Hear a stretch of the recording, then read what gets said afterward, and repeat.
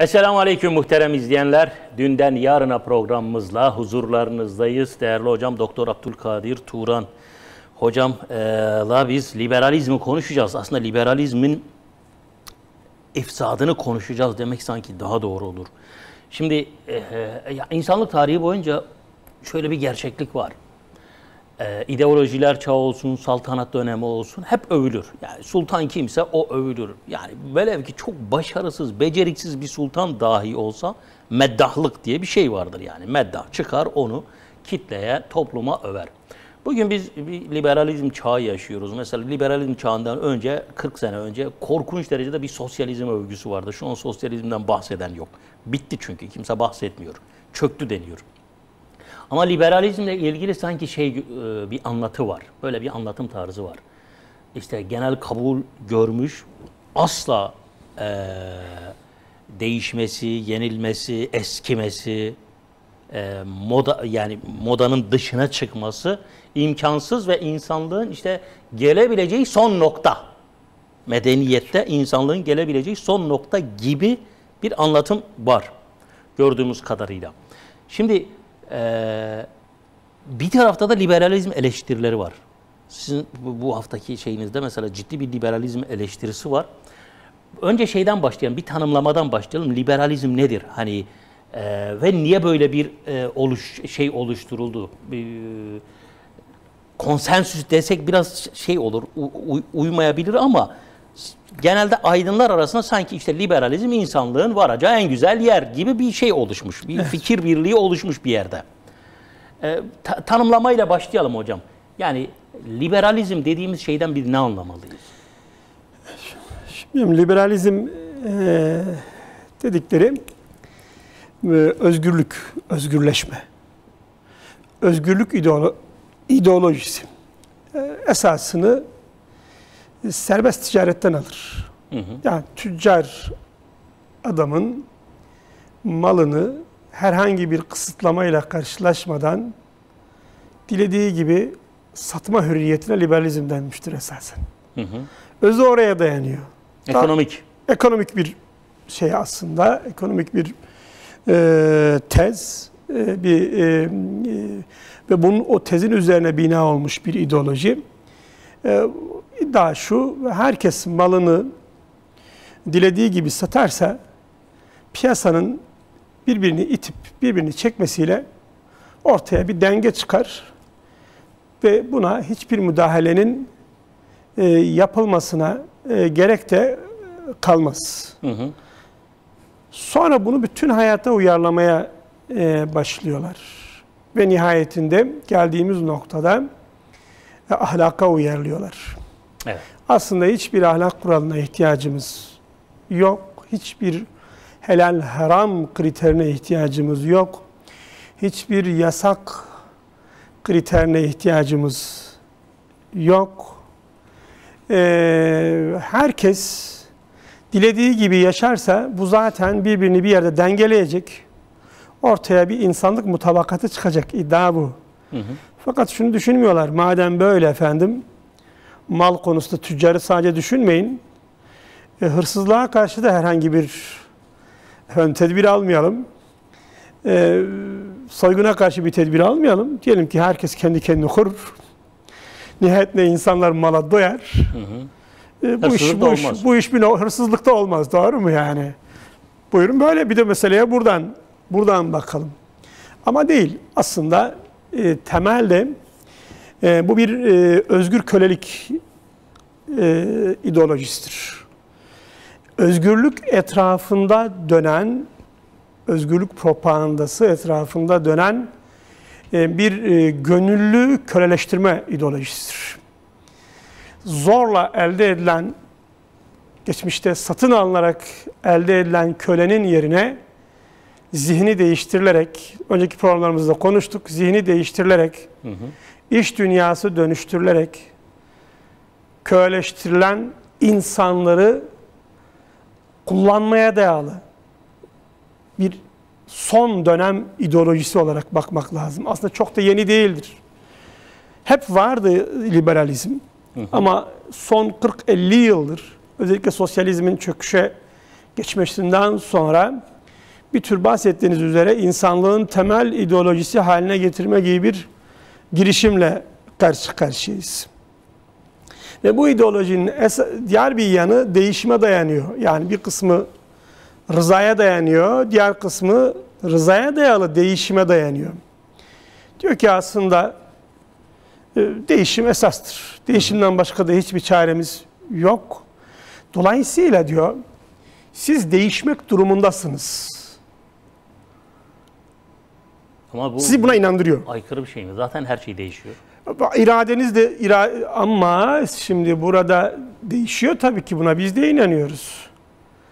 Lakin değişimin yönü nereye? Değişimin yönünü önce kendisi ele geçiriyor. Bu konuda değişimin yönü noktasında size hiçbir hürriyet, hiçbir hak tanımıyor. Sizi tamamen iradesizleştiriyor. Aslında sizi nehre atıyor. Dediği şey sizi nehre atıyor. Dönüşüm olmasın. Diyor ki zaten akmak zorundasın sen. Akıntıya kapılmak zorundasın sen. Dolayısıyla hani buradaki değişim ve dönüşüm hani o açıdan fazla bir fark da ifade etmiyor. Seni dönüşüme, şey değişime yapıyor. inandırarak, bahsedeceğim birazdan, menfi değişimi sana kabul ettiriyor. Ahlaksız değişimi sana kabul ettiriyor. Peki evet, ben de değişmek istiyorum ama olumlu yönde değişmek istiyorum. Sizin istemediğiniz bir yönde. Hayır, böyle bir hakkınız yok. O zaman seni akılsızlıkla itham ediyor. Evet, akıntıya kürek çekmekle, yobazlıkla itham ediyor. Ama bizim epey bunu bir konuşmamız lazım. Epey bir şey yapmamız lazım. Bu özgürlük meselesi ben daha önce burada bir programda burada konuşmuştuk. Demiştik ki yani bu çağda özgürlük meselesini çözmek, onu topluma kavratabilmek, Lat ve Uzay'a tapış meselesini çözmek kadar mukaddestir. Ve sıradan avama onu kabul ettirmek en az onu kadar zordur. Özgürlük çağın yeni putudur. Ve liberalizmin baş putudur. Görünmeyen soyut bir put. O kavramı orada dursun ve inşallah biz ayrıntılarda meseleyi anlatmaya çalışacağız. Şimdi değişim dediler ve normalde insan lehine bir değişimden bahsettiler. Dediler ki bu insanın iradesi onu olumlu yönde değiştirir. Peki böyle teknik yönde böyle olabilir. Ahlaken insanın zikzaklar çizme sorunu var. Buna ne diyeceksiniz? Orayı kapatıyor. Diyorsunuz ki ya insanlık yapısı gereği bazen ahlaki ilkelere tam olarak gelir, bazen onlardan tam olarak uzaklaşır. Uzaklaştığında bizim insanlığı o ahlaki noktalara doğru çekmemiz gerekmiyor mu? Bunu çekmezsek insanlar altta ezilmezler mi? Ortaya yeni bir istibdat çıkmaz mı? Bir zulüm tipi ortaya çıkmaz mı? Siz bu değişime kapılmak istemediğiniz halde zorla sizi değiştiriyorlar. Her zoraki değişimin özünde bir güç, bir kuvvet kullanımı vardır. Halbuki siz başta despotizmi reddetmekten bahsediyorsunuz. Peki istemeden değişen birine, örneğin birine din değiştirmek zorla, size göre de bir despotizm değil midir?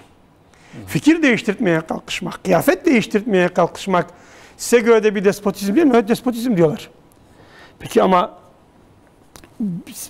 kişinin sizin dayattığınızdan farklı bir yöne gitmesi mümkün değilse yaptığınız bir dayatma değil midir? Tek seçeneklilik. Orayı hiç konuşturtmuyorlar. Evet. Öyle bir hava var ki liberalizmle ilgili ciddi tahlili yapabilecek olan Müslümanlardır. Ortada bunu yapabilecek kimse de yok veya yapabilen kimse yok. Şimdi toplumu şöyle bir irdeleyin hocam. Herkes şikayetçi. Yani hakim olanlar da şikayetçi, mahkum olan da şikayetçi. Galip olan da şikayetçi, mağlup olan da şikayetçi. Efendim toplum bozuluyor. Kimi diyor ki rüşvet var, yolsuzluk var. Kimi diyor ki efendim işte eşcinsellik piyasayı kapladı, açık saçıklık kapladı ama şikayet etmeyen şu anda hiçbir kesim yok. İnsan niteliksizleşti, bencillik arttı, insanlar birbirlerini düşünmemeye başladılar. Herkes bunlar bu insanlığın bilinen çürüme halleridir. Bencilliğin artması, kibrin artması, dayatmanın artması. Şimdi bir kere herkes herkesin şikayetçi olduğu bir dünyada şikayet sebeplerinden sorumlu olan kim? Dünyaya hükmedenlerdir. Dünyaya kim hükmediyor? Dünya liberaller hükmediyor. Dünya tarihinde ilk kez İslam'da dahil, sosyalizme dahil, Budizm veya diğerleri Hristiyan dahil bir fikriyat tüm dünyayı etkileme gücünü elde etti. Bu liberalizmle gerçekleşti. İlk kez bir ideoloji, bir fikriyat Avustralya'yı da etkiliyor. Kuzey Kutbu'nu da etkiliyor. Finlandiya'yı da etkiliyor. Filipinleri de etkiliyor. Japonya'yı da etkiliyor. Şili'yi de etkiliyor. Yani Filipinler'deki kıyafet ile Finlandiya'daki kıyafet aynı. Ve ikisi de liberal kıyafettir. Yerel olan yok olduğu çağa girdik biz. Küresel bir hakimiyet var. Yereli yok edecek kadar, yereli imha edecek kadar özerk hali, kendi olma halini yok edecek kadar bir küreselleşmeye ilk kez insanlık liberalizmle ulaşıyor. Batıcılığın liberalizm kanadıyla ulaşıyor. Daha önce bunlarla batıcılık arasındaki ilişkiyi izah etmiştik. Çok uzatmamız gerekmeyecek. Şimdi insanlık bundan şikayetçi. Fakat liberaller bunu dayatmaktan vazgeçmiyorlar. Hala diyorlar ki mutluluk daha fazla liberalleşmektedir diyorlar. Evet, sınırsızlık. Sınırsızlıkta. Efendim Güney Afrika'da liberal. Beyaz Rusya'da liberal. Yaşam tarzı olarak liberal. Ve ikisi de mutsuz. Hayır, daha fazla liberalleşirsek mutlu oluruz. Finlandiya'da liberal ve o da mutsuz. Yani o da mutsuz. Daha nereye varacağız? Şimdi diyorum ya ilk kez bu kadar büyük ülkeye etki ulaştı. Ondan sonra liberalizm insanlığa müdahale etmeme üzerine, yani tamamen insanlığı özgür bırakma üzerine bir fikriyat geliştirdi. Halbuki ilk kez evlerin içine kadar giriyor. Yani İslam bir Hristiyanın şehrine girer, mahallesine girer, evine müdahale etmezdi. Sosyalist kapınıza kadar gelse dahi içeride siz kendinize ait bir yaşam tarzını bir şekilde saklıyordunuz. Bütün despotizme rağmen. Bunun için çok ciddi tedbirler alınmıştır. Şimdi liberalizm bütün bunları yapmama iddiasındaydı. Halbuki öyle oldu ki her bireyin zihin, kalp, dil, yaşam tarzını şekillendirmeye kalkışıyor. Yani Mustafa Hoca'nın kendi çocuğunu ondan koruması için ömür boyu mücadele etmesi gerekiyor. Her gün evinde bir tartışma, bir mücadele içinde olması gerekiyor. Çünkü eve kadar geliyor. İmkanları, elde ettiği teknik imkanlarla hanenize kadar diyor ve sizin öyle bir propaganda ortamı oluşturuyor ki size farklı bir şey söyleme imkanı tanımıyor. Şimdi efendim biz güç kullanmıyoruz diyorlar ama bizzat kendileri şu tanımı yapıyorlar. Bir sert güç var. Bu dipçiğin gücüdür, copun gücüdür, tankın, topun gücüdür. Bir de yumuşak güç var ki o da bir güç. Ne bu? Düşünce gücü deniyor, ikna gücü deniyor. Yani düşünmeyi engelleyecek kadar, aslında ikna gücü derken mesela düşünmeyi engelleyecek kadar bir eğlence ortamı oluşturmak. O da bir baskı, bir despotizm biçimidir. Evet. Senin için öyle bir zevk dünyası örüyor ki o zevk dünyası içinde senin tefekkür etme ihtimalin sıfıra düşüyor. Etrafına eğlenceden bir zindan örüyor.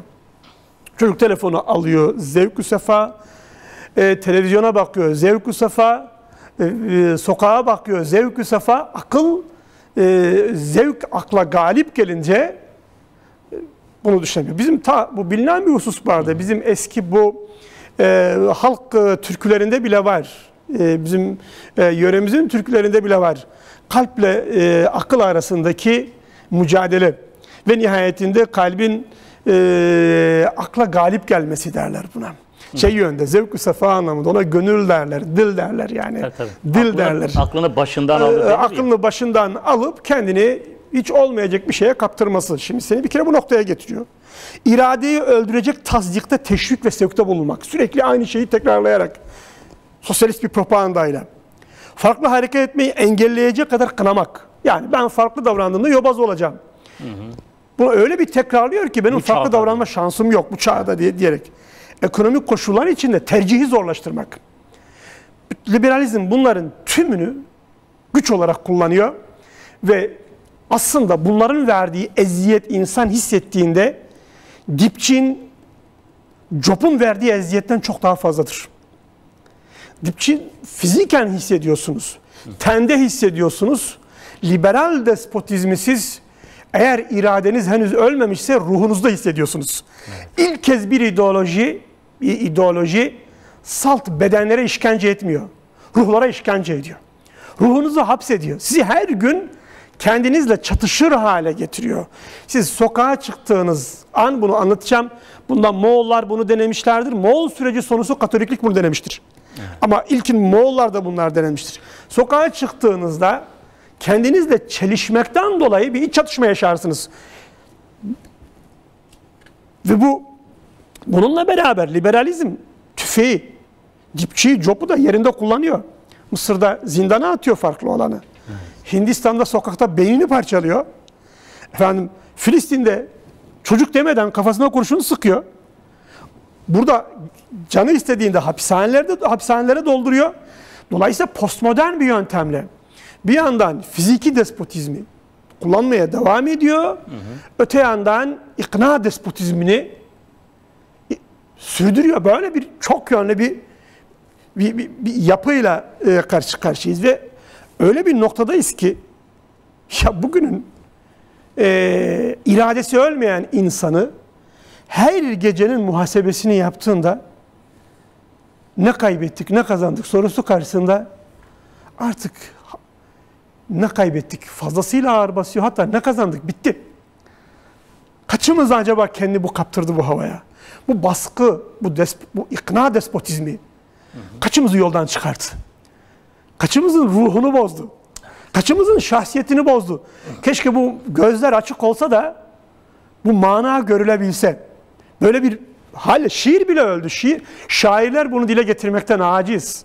Sanat bunu dile getirmekten aciz. Böyle bir sanat da kalmadı. Sana böyle bir sanat kurma imkanı dahi tanımıyor. Biz hani liberalizm ekonomi üzerinden hani ortaya çıkışı ekonomik ama baktığımızda maneviyatı ve özellikle kültürü yok etti. Yani diller mesela şu an dünyada 6000 dil tehdit altında yok oluyor. Diller yok oluyor. Kılık kıyafet yok oluyor.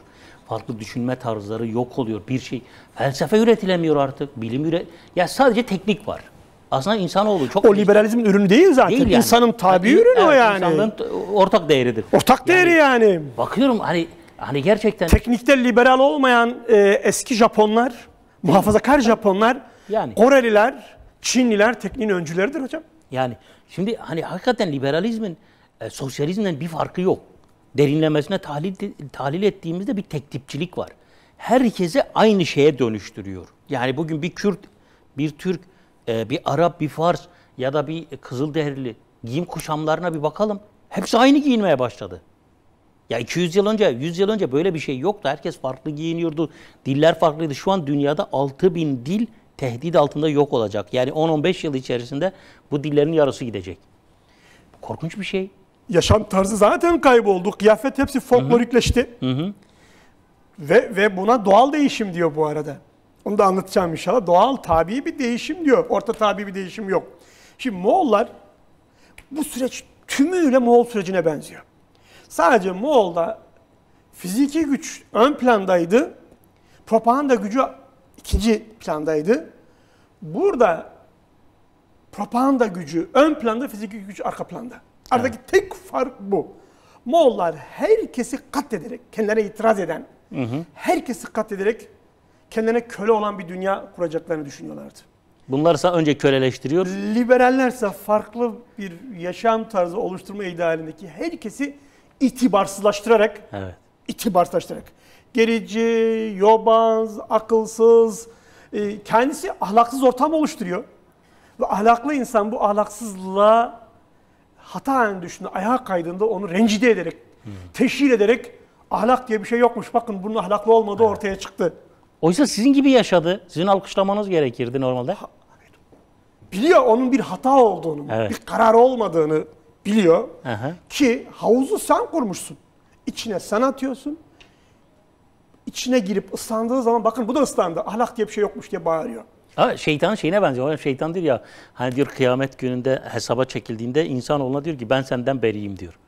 Ben Rabbime hiç şey yapmam yani. Şu an liberalizmin şeyi de şeytanın savunma mekanizmasına benziyor. Aynen o mekanizma ve seni bununla köle bir dünya tasarlıyor. Kölelik ne ki? Kölelik iradenin ölümüdür.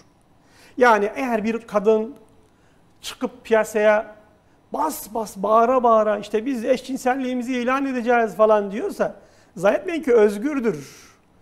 O artık özgürlüğün bir kölesidir. Yeni bir köle, postmodern köledir bu. Bunu bizim mutlaka kavratmamız lazım. Tevhidi anlatmak budur.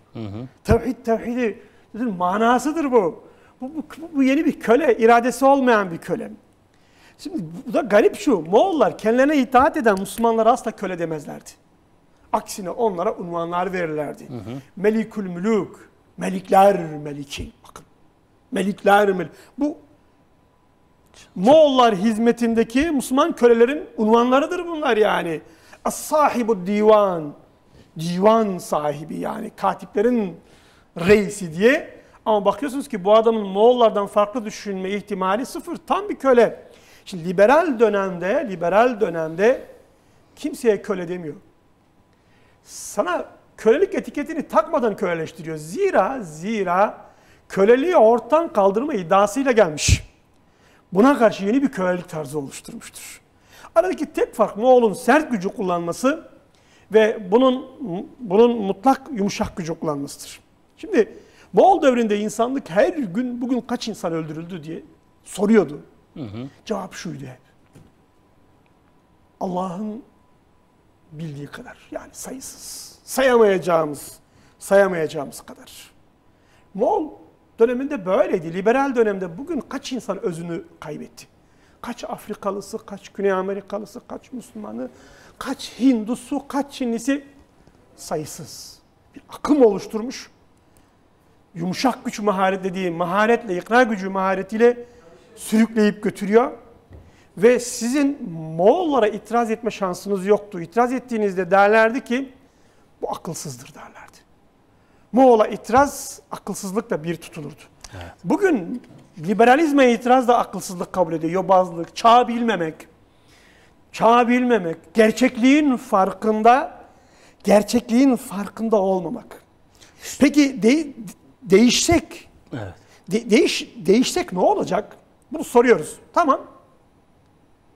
Biz değişmeme, onların dilediği gibi değişmeme, o menfi değişime kapılmama noktasından caydık. Değişiyoruz arkadaş. Nereye kadar değişeceğiz? Şimdi aile ortadan kalktı mı? Geldi cinsiyet ortadan kalktı mı? Cinsiyet de ortadan kalktı. Şu anda biz bir insanlık sorunu yaşıyoruz. Birazdan bahsedeceğim. Biz de bitkisel hayattan hayvanlaşmadan bahsediyorduk. Bitkiselleşmekten söz ettik. Bugün biz bir makine konumuna düşmekten bahsediyoruz. Bir vida konumuna düşmekten söz ediyoruz. Evet. Nesne bile yani geçen hafta İspanya askerlerin öldürdüğü askerlerin acaba bir vida kadar değeri var mıydı? 30 tane vidasını kaybetseydi bir İspanyol gemici daha çok üzülmez miydi onların yerine? Başbakanın bir kalemi kırılsaydı daha çok üzülmez miydi? Çıktı tebrik etti askerleri. Ve insanlık tarihinde ilk kez intihar bu kadar yayılıyor bunun için. Evet. Moğol sürecinde intihar henüz bilinmiyordu. Bunun için Celaleddin Harzemşah'ın hanımı ve çocuklarının yaptıkları gibi, kızlarının yaptıkları gibi şöyle diyorlar.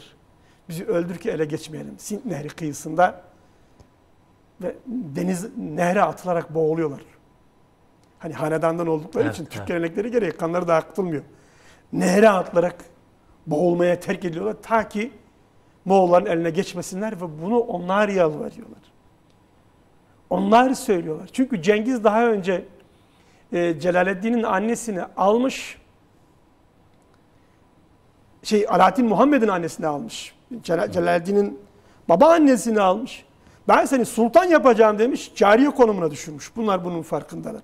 Eyvallah hocam. Yani bugünün dünyasında şimdi böyle bir ölüm tarzı olmayınca insanlar artık intihar ediyorlar ve bilindiği kadarıyla bütün insanlık tarihi boyunca hiçbir zaman intihar bu kadar yayılmamıştı. Şimdi intihara da ölümü seçme özgürlüğü diyor, biliyor musunuz? Evet, liberalizmin getirdiği noktalar. Liberalizmin bir ifsadı var. 50-60 yıl içerisinde televizyon tabii bunun bir parçasıydı. Efendim telefonların kullanım tarzıyla biz eleştiriyoruz. Yoksa telefona, televizyona niye karşı çıkalım? Ama kullanım tarzıyla bunu bir ifsad için bir araca dönüştürdü, araçsallaştırdı. Peki soru şu, bir umutsuzluk da vermeyelim hocam. Yani bu topraklar, öyle diyelim, bu topraklar ne Nemrutlar ne Firavunlar gördü, yani toprağa gömüldü yani. Bundan dolayı çok böyle sanki biraz umutsuz bir tablo çizmedik mi? Buna karşı buna karşı bir direniş olmayacak mı? İnsanlık bu süfli, bu rezil ideolojiye karşı mutlaka bir şekilde birilerinin bayraktarlık yapacağını ben düşünüyorum. İnsanlığın tarihi öyledir çünkü. İnsanlığın tarihi direniş tarihidir. Burada da kimden ne bekliyoruz? Gerçi ideolojiler bitti ama. Şimdi yani burada Moğol sürecinin en mühim noktalarından biri hiçbir direniş umudu bırakmamak. Bunun için bazı yaralıların iyileştiğini duymuşlardı. Dağlara çekilip yeniden topluluk oluşturduğunu duymuşlardı. Esirleri kimi zaman yaptırarak, kimi zaman kendileri bizzat cesetlerin arasında dolaşır, yaralı kimse kalmasın diye cesetler arasında bütün cesetlerin kafasını keserlerdi. Şimdi liberal süreçte buna benzer bir yöntem deniyor. En basit bir karşı koyuşu tespit ettiği zaman inanılmaz bir güçle üzerine varıyor. Sosyal medyada görebilirsiniz. Nefes aldırmıyor. Hemen kapatıyor. Taksim'den geçen bir sarıklı oldu muydu? Kıyamet koparıp bütün o görünmeyen kurşunları o sakalın üzerine döktürüyor, nihayetinde hapsettiriyor. Herhangi biri liberal düşünceye uymayan herhangi bir makale yazdı mıydı? Moğol ordusu tarzı ve esir edilenlerle beraber, köleleştirilenlerle beraber o yazara öyle bir hücum ederler ki hepiniz baktığınızda ya bu yazar da yanlış yaptı ha, yani deme noktasına gelirsiniz. Sadece şey değil, ona köle olanlar değil, direnenlerin dahi zihnini bulandırıyor. Yani yaralı kimseyi dahi bırakmıyor. Evet. Siz direnenler olarak dahi kafanız karışıyor artık. Biz acaba diyoruz yani doğru mu yapıyoruz direnmekle yani? Tarz şu anda sadece bu tarz. Dikkat edin yani istiyorsanız bu programlar çıktığınızda şöyle ters bir tweet atın. Onların değerlerine aykırı. Ya siz çok sıradan bir insansınız. Ama görün ki nasıl bütün ordu üzerinize geliyor. Bu elbette kurşun sıkmıyor. Halkın görmediği de bu. O fikrin kurşunlarının böyle bir özelliği var. Sözün böyle bir özelliği var. Bir süre sonra öyle bir itibarsızlaşıyorsunuz ki toplumun içine çıkamaz hale geliyorsunuz. Büyük ihtimalle sizi alıp bir de hapse atacaklardır. Şimdi böyle bir ortam elbette çok böyle hani iyice karanlık bir ortam olarak görülebilir. Lakin Moğol sihrini nihayetinde bir avuç Müslüman bozabildi. İradesini koruyan, her şeye rağmen iradesini koruyan.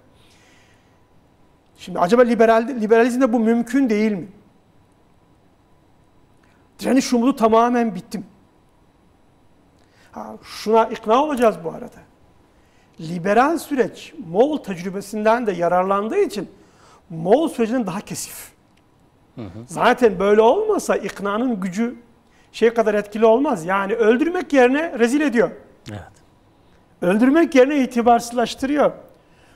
Ölümün bir kutsallığı vardır. Direnince ölümün bir kutsallığı vardır. Ama direnince rezil olmak insanı ayrıca kahrettirir. Evet. Direnenler bunu bilirler. Şerefinle ölmek denir mi? Ölmek. Öte yandan Moğolların Mehdileri Müslümanlar oldular. Esasen daha önce Moğollar henüz Ögedey döneminden itibaren kendi Mehdileri olmaya çalıştılar. Mehdilikten kastım kendi hidayete erdirmeye çalıştılar. Yani Ögedey mesela Müslüman kadıları sarayında kabul etti bayram namazında. Huzurunda hutbe okundu, bayram namazı kılındı ve Müslümanlara bayramlık dağıttı. Moğollara şunu emretti. Bundan sonra dedi siz Ogede dediğimiz Cengiz'in oğlu. İlk halefi. Onun yerine geçen adam. Oğlu ve yerine geçen adam. Dedi ki bundan sonra Müslümanlara kardeş veya arkadaş diye hitap edeceksiniz. Ama gaye neydi? Gaye Müslümanları avlamak, onların direniş gücünü kırmak ve nihayetinde Hulagu dönemine geldiğimizde artık Hulagu'nun ordusunda Moğollardan çok Müslüman asker var. Ehilleştirme. Çünkü askere ihtiyacı var. Burada hakkı, hukuku da bir av unsuru olarak kullanmaya başlıyor artık. Evet. Zulmün görünmesini engellemek için bir perde olarak kullanıyor. Askere ihtiyacı var. Ve zahmetsiz fetihlere ihtiyacı var aynı zamanda. Bu, siz zannediyorsunuz ki seni kabul ediyor. Aksi senin içine bir körlük yolu açıyor. Arka kapıdan senin içine bir körlük yolu açıyor. Şimdi liberalizm, buna rağmen Moğolların mutlak mehdileri Müslümanlardır. Neticede Moğollar Müslümanlaşarak bu zulmü terk ediyorlar. Önce Kuzey Moğolları, yani Altın Orda Devleti, Batu'nun evlatları önce bir İslam'ı seçiyor. Berkhan İslam'ı seçerek ve sonra peyderpey diğer Moğollar Müslümanlaşarak dünya bu Moğol zulmünden İslam sayesinde kurtuluyor. Şimdi liberal sürecin önderi olan Yahudi simalar ve müttefikleri liberalizmi kendi Mehdisi yapma yönünde, Mehdi'yi de kendi üretme yönünde bir mekanizma geliştirmişlerdir. Evet. İki Dünya Savaşı sonrasında Avrupa'da kurulan insan hakları mahkemeleri bu yönde tanınan sendikal haklar, kimi dini özgürlükler, bir dönem Müslüman partilere İslam dünyasında faaliyet gösterme imkanının tanınması Mısır gibi ülkelerde liberalizmin kendi mehdisi olma projeleriydi bunlar. Yani kendi uçlaşan zulümlerini törpüleyerek zulmünün hissetmesini engellemeye dönük bir proje geliştirdi. Zira zulmün yaşanması ayrı bir husus, zulmün hissedilmesi apayrı bir husustur. Liberalizm zulmünün hissedilmeye başlandığını fark etti ve bu bedene batan mızrakların insanları uyandırmasından korktu. Bundan dolayı mızrakları hafif bir törpüleme yoluna gitti. Bu hiç kuşkusuz liberalizme karşı mücadele edenlerin elini kolunu bağladı. Bu şeye benziyor hocam, özür dileyerek gireyim. Demirel'in o 28 Şubat o Müslümanlara baskıların en zirve olduğu yıllarda camiler açık demesine benziyor. Aynen Tam öyle. bir liberal şey yani. Aynen öyle. Onun için bizim burada oturup öncelikle doğru bir teşhis yapmamız lazım. Çok teşhisimiz mutlak bir düzgün olmak durumunda. Eğer doğru teşhis yapmazsak yanlış yöne gideriz. Mesela zulmün kaynağı ile ilgili yanlış yere gideriz. Moğol zulmünde en büyük sorunlardan biri direnenlerin zulümle itham edilme, zulmün sebebi olarak görülmesiydi. Evet. Yani kim zulme karşı çıkıyorsa ya sen Moğolları kışkırtın. Bundan başımıza geliyor. Bundan başımıza geliyor. Ve Moğol valilerinin Moğollardan daha zalim görülmeye başlanması. Başımıza bir Moğol olsa mevcut olan kadar zulüm yapmaz. O halde neden Moğolların kendisi bizi yönetmiyor ki? Evet. Esasen sistemi Moğol kuruyor. Öyle bir sistem kuruyor ki yereldeki adam sana öyle bir zulmediyor ki canından bezdiriyor. Ve o seni canından bezdirdikçe sen onun amirine yani Moğol'a gitmiş oluyorsun. Şimdi bu direnişin en zor noktalarıdır. Şimdi biz böyle bir noktayla karşı karşıya mıyız? Evet. Biz bugün böyle bir karşı noktadayız. Biz burada mağduru gadir görmeye başladık. Bu çok büyük bir problem. Mazlumu zulmün sebebi görüyoruz. Zalimle mücadele etmekten gözlerimiz yılınca, zalimi tarif edip tanımlayamayınca, ona karşı bir mücadele içinde olamayınca, zulme karşı tepkimizi mazluma yönelterek rahatlamaya, zulüm karşıtlığımızı izah etmeye başladık. Bunun için mesela oturup diyoruz ki efendim, nedir bizim bu sıkıntımız? Efendim, sıkıntımız ya gençlerimizin bozulmasıdır. Alimlerimizin görevlerini yapmamalarıdır.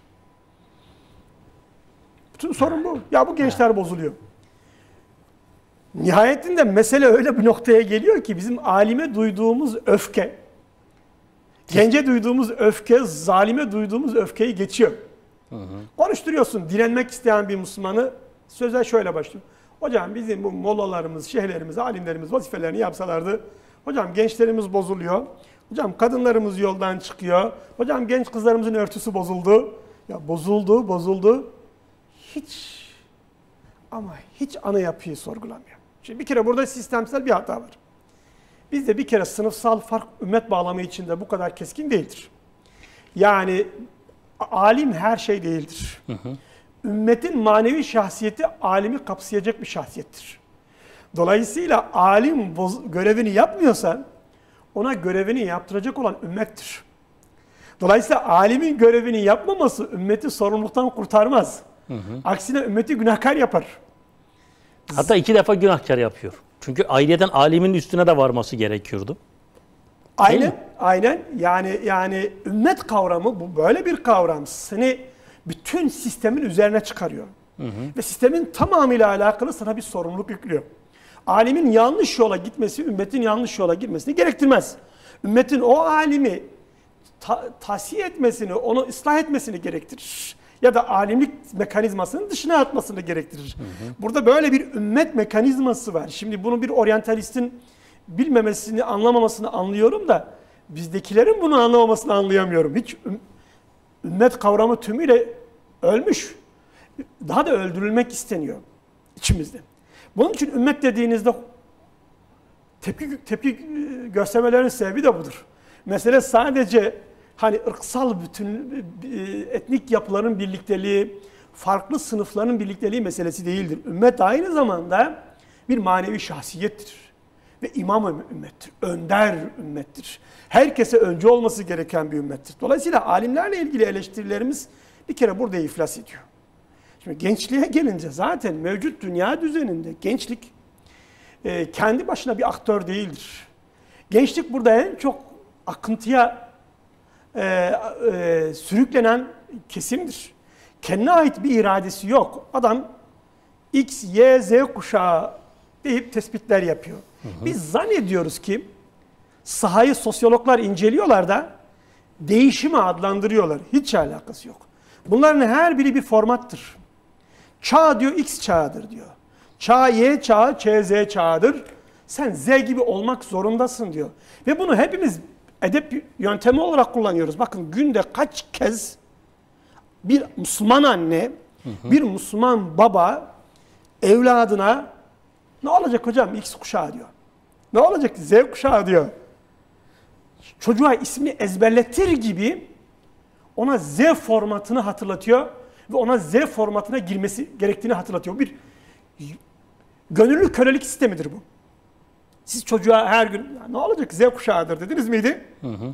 O kendi Z'ye göre ayarlar. Bu bir gönüllü propaganda yöntemidir. Bir nevi şeyin böyle ezanın tersten kulağına okunması gibi.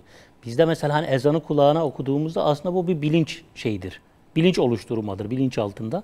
Şimdi bunlar da habire işte sen şu kuşaksın, sen şu kuşaksın kulağına okuyor. Habire kulağına okuyor ve istediği yola getiriyor. Ve nokta oraya geldi ki artık imanımızı gençliği eleştirerek ispatlıyoruz. Evet. Bizim çocuklar bozulmuş demek. Bizim zamanımızda her şey iyiydi. İyi bir mümin olmanın alameti sayılmaya başlandı. Ben razı değilim ya. Allah bilir. Evet. Arka plan unutuldu, format unutuldu. Hem gönüllü bir propagandacısı konumuna düşmüşsün, hem çaresizmiş gibi davranmamışsın, hem bütün bozulmadan da gençliği sorumlu tutuyorsun. Şimdi İslam ümmetinin böyle bir hali var. Bizde yani vazife 2 kişide görülmüş. Alimler ve gençler. Ayrılmaz bizde yani bu ikisi. Alimler ve gençler. Bütün devirlerde böyle. Müslüman ümmet. Fakat geldiğimiz nokta bizim bazı meseleleri gözden geçirmemiz gerekiyor. Öte yandan herhangi bir grup gencimiz aynı Moğol döneminde olduğu gibi ölçüsüzce bir direniş ortaya koydu muydu? Hurra! Hepimiz ona yükleniyoruz. Varsa yoksa diyoruz. Aslında bütün sıkıntımız bu gençlerin aşırılığıdır. Hepimiz o mazlumu tediple uğraşıyoruz. Bakın zalimin hakkından gelmeyince şöyle düşünelim. Şimdi ağlar üzerinden anlatıyorum. Çocukluğumuzun belki hani O zihinsel altyapısından kaynaklanıyor. Düşünün ki bir köyde bir ağa var, zalim bir ağa var. Ve bir evladınız ona karşı direniyor. Siz ağanın hakkından çıkamıyorsunuz, genci dövüyorsunuz. Diyorsunuz ki yani sen zulme sebep oluyorsun. Ama biriniz dövmüyorsunuz, hep beraber genci dövüyorsunuz. Bunu da yanlışa karşı çıkma diye kutsallaştırıyorsunuz bu arada. O gence attığınız dayağı, gencin yanlışı ne? Direniş göstermek aslında. Doğru veya yanlış bir direniş. Peki eğer kutsallık arıyorsan daha büyük kutsallık senin ağaya karşı çıkman değil midir? Şimdi mevcut ortamda dindar şahsiyetin zalimleri eleştirmek yerine Müslüman gençleri eleştirmeye başlaması böyle bir sapmaya işaret ediyor. Bizim bir kere halimizi teşhis etmemiz lazım. Halimizi doğru tespit etmemiz lazım. Eğer biz bunu şey yapmazsak işin içinden çıkamayız. Diğer bir husus, kınamak, sürekli kınama hali. Moğol ortamı tam da böyle bir ortamdı. Direnen herkesin kınandığı, direnen herkeste bir ayıbın arandığı bir dünya. Böylece öyle ki herkes kendini eksik hissetmeye başlayacak. Ve hiç kimse direnemeyecek. Tövbeyi tamamen unutturan bir dünya. Abu Kadir diyecek ki benim burada şöyle bir kusurum var. Ben niye konuşayım ki? Siz diyeceksiniz ki niye şöyle bir konuşayım ki? Öbür ve derken herkes o gönüllü özgürlük köleliğine razı olmuş olacak. Şimdi ne yapabiliriz? Müslümanların Moğol zulmünden sonra bulduğu en iyi çözüm Haçlılara karşı mücadelede buldukları çözümdür. Ve bu Resul-i Ekrem'in sünnetinin ihyasıdır. Müslüman toplumun yeniden inşası, birbirini çekiştirmeyi, kınamayı terk edip yeniden dayanışmak. Ben artık Mustafa Hoca'nın kusuruna değil, cesaretine bakacağım. Ben Mustafa Hoca'nın şu yanlışına değil, doğrularına bakacağım. Güzelliğini görme yani. Aslında Çünkü bu bizde var.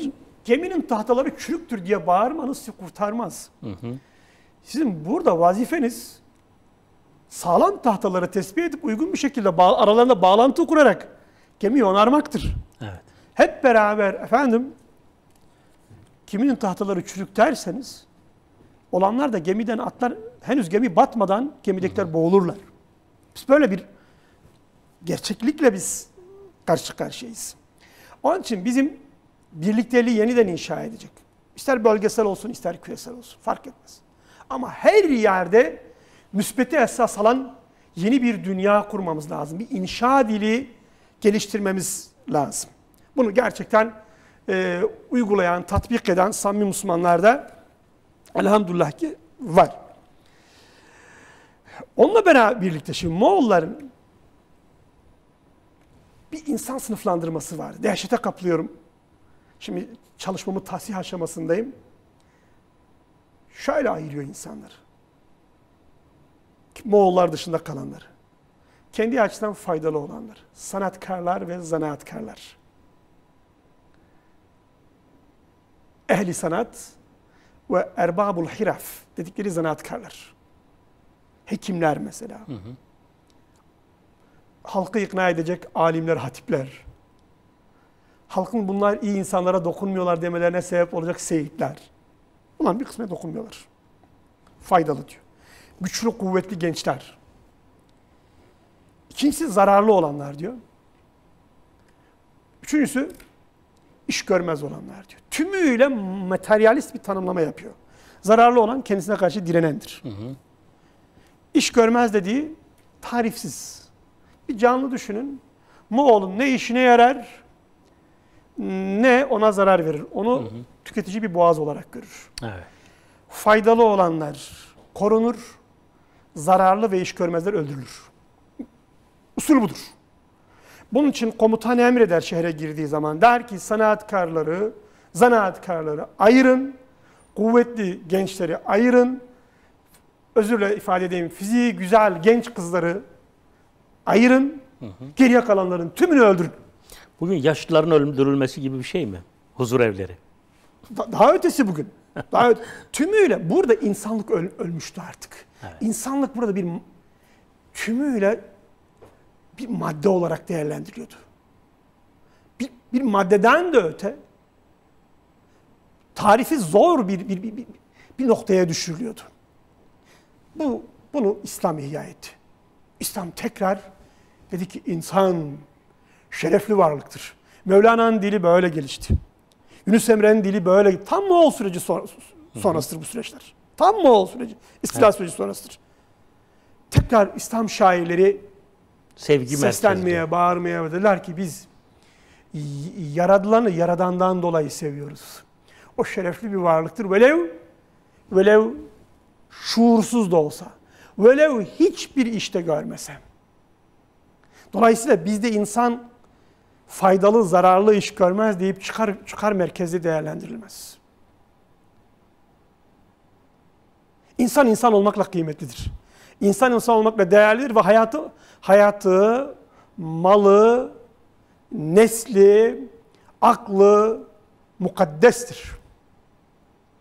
İnsan olmakla mukaddestir. Eyvallah. Yanından cenazesi de geçse ayağa kalkıyorsun. Cenazesi bile geçse biz tekrar, bakın bu liberal süreçte insanlık artık ölüyor. İnsanlık nesne konumuna düşüyor. Biz eskiden diyorduk, efendim modernizm insanı hayvanlaştırdı. Ne hala hayvanlaşmak artık büyük bir yüceliktir. Sonra dedik mi otlaştırdı, bitkiselleştirdi. Evet. Sonra dedik mi efendim makinelaştırdı. Az önce yine bahsettim. Artık kimi insanların bir vida kadar dahi değeri yok. Ukrayna'dan Avrupa'ya geçeni alıyor. Sadece ırktaşlık meselesi değildir. Burada çok... Çünkü ofis elemanı olarak deniyor ki, ben geçen bir hocamdan dinledim. Ofis elemanı olarak diyor özellikle otellerde, restoranlarda fiziği düzgün Ukraynalı işlerine yarıyor diyor. Evet. Ama bu ideolojinin hani kendini inkarı değil midir? Liberalizmin. Şimdi hümanizma ile iç içe bir ideolojiden biz bahsediyoruz. Bir taraftan insanı tanrısallaştırdılar. Ama İspanya sınırında kafasına sıkıp öldürüyorlar.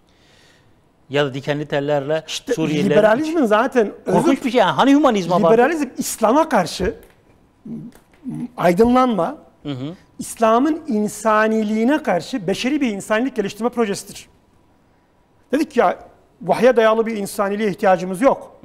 Biz bir insaniyet projesi geliştireceğiz ama ne dediyse tam tersini yapıyor. Mesele bu zaten. Evet. Her şey tam zıddına dönüyor. Ve yine Moğol sürecinde, hocam toparlayacağız. İnşallah çok kalmadı. Moğol sürecinde bir hususumuz daha var. Cinsellik meselesi.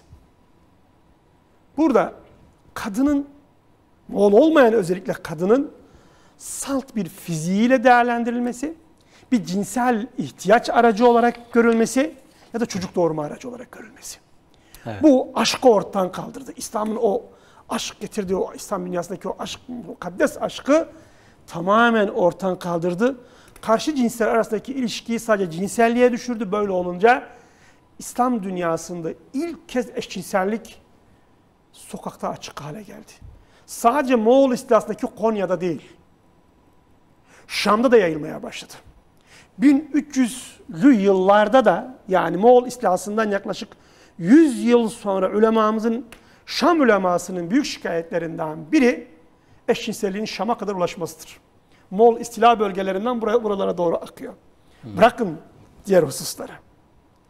Alimler, kadılar diyor İbnül Kesir, eşcinselliğe kaydı diyor. Bir zevk-ı safa ortamı oluşturuyor. Bütün bunlar bilinmiyor. Bütün bunlar şey yapıyor. Onun için diyorum Haçlı maçlı bunlar hikayesiz. Asıl Moğol'a bak.